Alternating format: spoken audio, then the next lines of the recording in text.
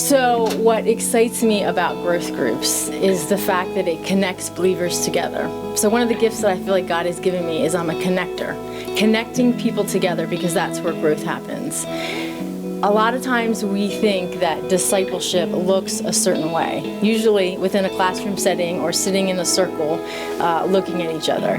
When we look at discipleship just as head knowledge or just growing in our knowledge of things, then we negate the fact that discipleship is really following after. So you have to know first, but then you have to act on what you know. So faith without surrendering and obedience is really not faith at all.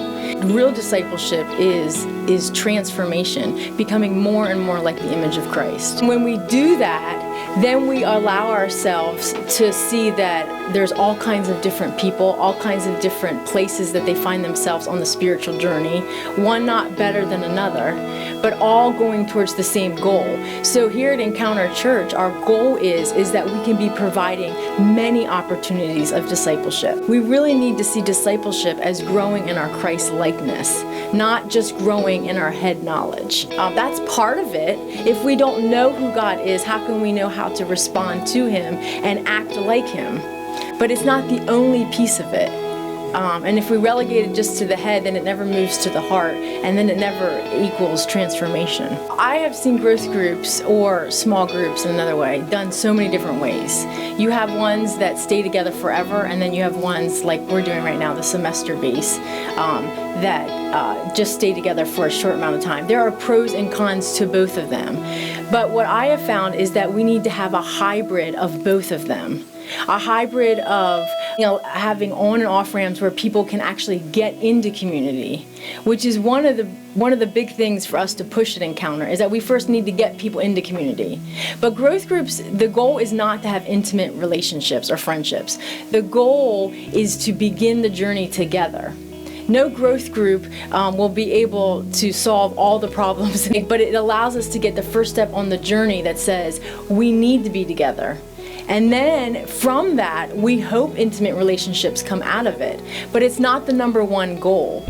Now, groups here at Encounter Church can continue on for a little bit, but what we found is that they're very stagnant if the same people stay in there and never infuse new blood. When we are comfortable, we are not growing.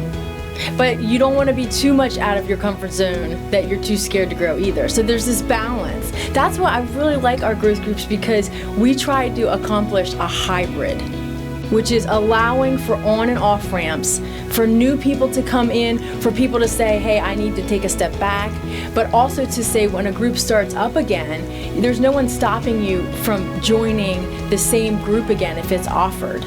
Don't always get it right, but we're working towards the fact that the church is not just about us, but it's about others. And so we have to have other opportunities where people are allowed to come in and be a part of things. And so that's why we do need to change and we do need to morph. But it's not necessarily always just about them as well, because we're trying to be growing in our Christ-likeness. It's a stretching, and it's a stretching for all of us in this journey of discipleship, which is really following and pursuing Him.